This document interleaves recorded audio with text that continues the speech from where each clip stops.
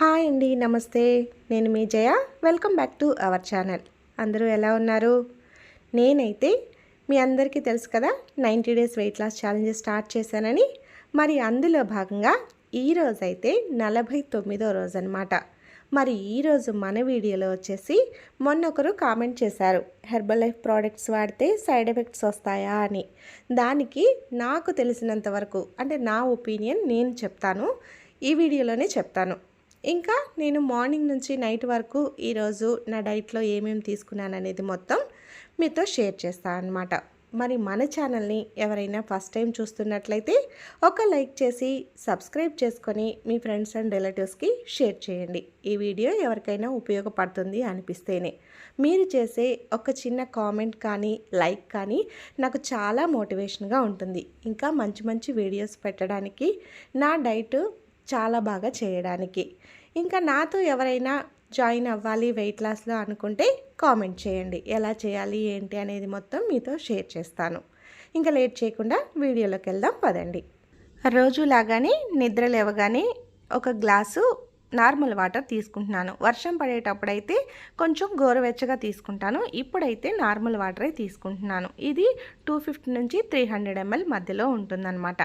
దాని తర్వాత 6:30 to 7:30 మధ్యలో ఇంకొకసారి నేను గిర్నార్ అని డీటాక్స్ డ్రింక్ తాగుతుంటున్నాను. అదే కాదు, ఏదైనా తాగొచ్చు, ఏదో ఒక డీటాక్స్ డ్రింక్ తాగాలి మార్నింగ్.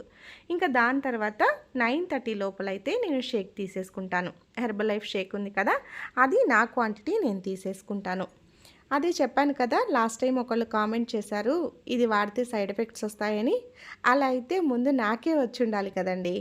ఎందుకంటే లాస్ట్ 13 years బ్యాక్ నేను దీన్ని వాడి 3 monthsలో 15 kgs వెయిట్ లాస్ అయ్యాను. ఆ తర్వాత కొన్ని రోజుల తర్వాత నేను ఆపేసేసాను. మళ్ళీ కరోనా వచ్చిన తర్వాత నేను బాగా వెయిట్ గెయిన్ అయ్యాను అనమాట. ఇంకా దగ్గర ఆ 10 to 15 kgs మళ్ళీ వెయిట్ పెరిగిపోయాను. ఇంకా అందువలన నాకు కొంచెం హెల్త్ ప్రాబ్లం కూడా వచ్చిందని మళ్ళీ స్టార్ట్ చేశాను. నేను 2 months నుంచి స్టార్ట్ చేస్తున్నాను కదా, మీ అందరికీ తెలుసుగా, వీడియోస్ అన్నీ చూస్తున్నారు కదా. అయితే ఇది నేను ఒక 10 మంది ఇలా కొంతమందే కాదు కదా, మన ఇండియాలోనే కాదు 95 కంట్రీస్లో ఉండేవాళ్ళు కొన్ని కోట్ల మంది వాడుతున్నారు. మరి సైడ్ ఎఫెక్ట్స్ వస్తే వాళ్ళందరికీ రావాలి కదా. దీన్ని తయారు చేయడం వెనుక కొన్ని వేల మంది సైంటిస్టులు ఉన్నారు. ఇంకా దీనికి న్యూట్రిషనరీ అడ్వైజరీ బోర్డు మెంబర్స్ కూడా ఉన్నారు. ఏ కంట్రీకి ఆ కంట్రీ సపరేట్గా వీళ్ళున్నారు. మరి ఇంతమంది సర్టిఫై చేసి వాళ్ళు వాడి మనకి చెప్పి చాలామంది వాడుతున్నా కూడా కొంతమందిలో ఇలా సైడ్ ఎఫెక్ట్స్ వస్తాయని భయం ఇంకా పోలేదు. ఎక్కడి దాకా ఎందుకు, ఈ మధ్య పల్లెటూర్లలో కూడా దీన్ని వాడుతూ మాకు చాలా ప్రాబ్లమ్స్ కంట్రోల్ అయ్యాయి, వెయిట్ లాస్ అయ్యి ఇప్పుడు చాలా హ్యాపీగా ఉన్నామని మా ఊర్లో వాడిన వాళ్ళే కొంతమంది నాకు చెప్పారు లాస్ట్ టైం వెళ్ళినప్పుడు. అయినా మనం ఏదైనా ఒక ఫుడ్ని తిని తర్వాత మనకి హెల్త్ అప్సెట్ అయితే దానివల్లనే వచ్చిందేమో ఇది అని చాలామంది అనుకొని భయపడిపోతారు. నాకైతే ఏమీ ప్రాబ్లం లేదు కదా, చూస్తున్నారు కదా. ఇలాంటి భయాలు ఏమీ పెట్టుకోకండి, ముందు వెయిట్ లాస్ అవ్వండి.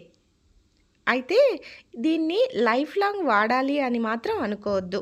మీరు ఒక టార్గెట్ పెట్టుకోండి, నేను ఇంత వెయిట్ తగ్గాలి, నా హెల్త్ ప్రాబ్లం ఉంది కదా, ఇది కొంచెం క్యూర్ అవ్వాలి అని చెప్పేసి అంత పెట్టుకొని, నేను ఇప్పుడు 3 months పెట్టుకున్నాను కదా, అలా మీరు ఒకటి పెట్టుకొని అంతవరకే యూస్ చేయండి.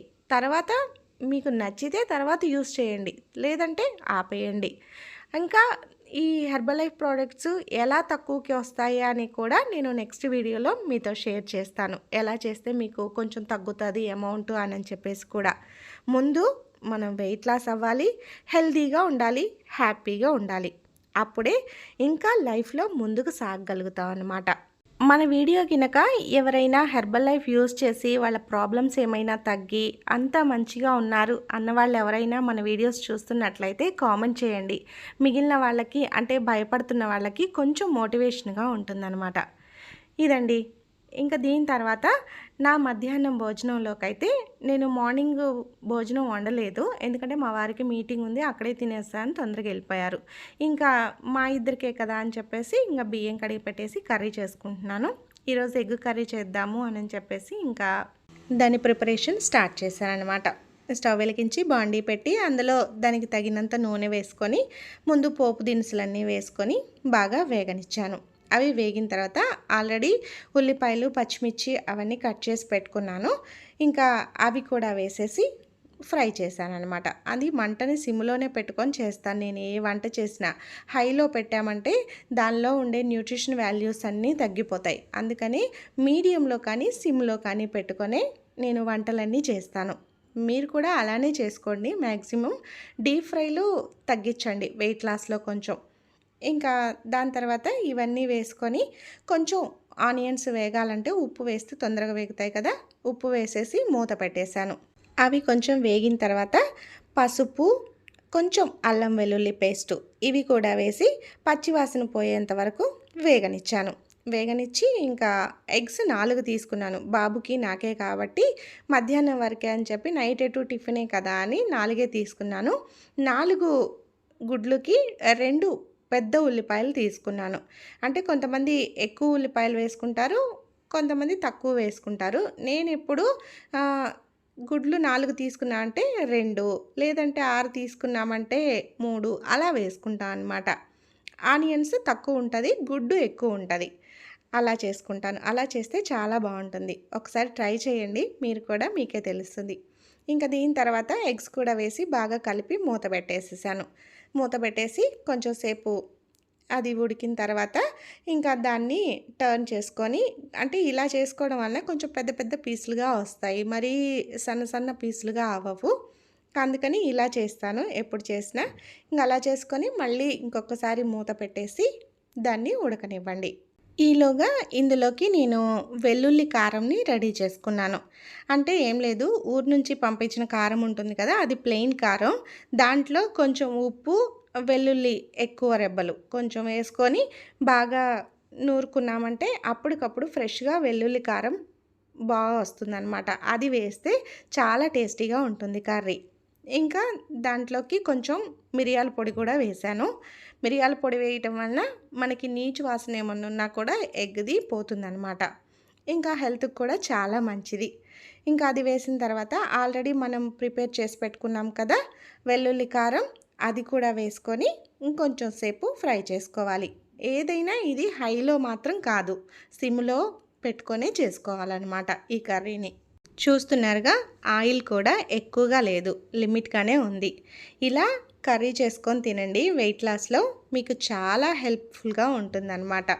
ఈ కర్రీతోటి మనం ఎక్కువ కర్రీ పెట్టుకుంటాం కదా, ఎక్కువ కర్రీ పెట్టుకొని రైస్ కొంచెం తగ్గిస్తాం కదా, దీనివలన మనకి తొందరగా పొట్ట ఫిల్ అవుతుంది. ఇంక ఇలా చేసుకొని లాస్ట్లో దించే ముందు కొంచెం కొత్తిమీర చల్లేసి దించేస్తే కర్రీ రెడీ అయిపోతుంది. ఇంకా ఇలా రెడీ అయిన కర్రీతోటి నేనైతే మధ్యాహ్నం భోజనం పెట్టేసుకున్నాను. ఇంకా దోసకాయ చట్నీ ఉంది, ఇంకా అది కూడా పెట్టుకున్నాను. అది కూడా పెట్టుకొని దాంట్లోకి కొంచెం ఒక గరిటె నెయ్యి వేసుకున్నాను. అంటే చిన్న స్పూనే, మరీ పెద్ద స్పూన్ కాదు. దాంతో ఒక స్పూన్ అయితే చట్నీస్లో వేసుకుంటా అనమాట. నెయ్యి గుడ్ ఫ్యాటే కాబట్టి ఒక స్పూన్ తినొచ్చు, ఇబ్బంది ఏం లేదు. ఇంకా వాటితో పాటు క్యారెట్, కీర అయితే రోజులాగానే పెట్టేసుకున్నాను. ముందు ఈ సలాడ్ తినేయడం వలన మనకి మంచిగా ఫైబర్ అందుతుంది. ఫైబర్ ఎక్కువగా తీసుకోవడం వలన మన డైజెషన్ బాగుంటుంది. అందువలన ప్రతిరోజు మీరు కూడా మీ మీల్లో కొంచెం క్యారెట్, కీర, బీట్రూట్ ఇవి పెట్టుకొని ముందు ఆ సలాడ్ తినండి. తర్వాత కర్రీతోటి, ఎక్కువ కర్రీతోటి రైస్ తినేసేయండి. మీకు కూడా చాలా బాగుంటుందన్నమాట.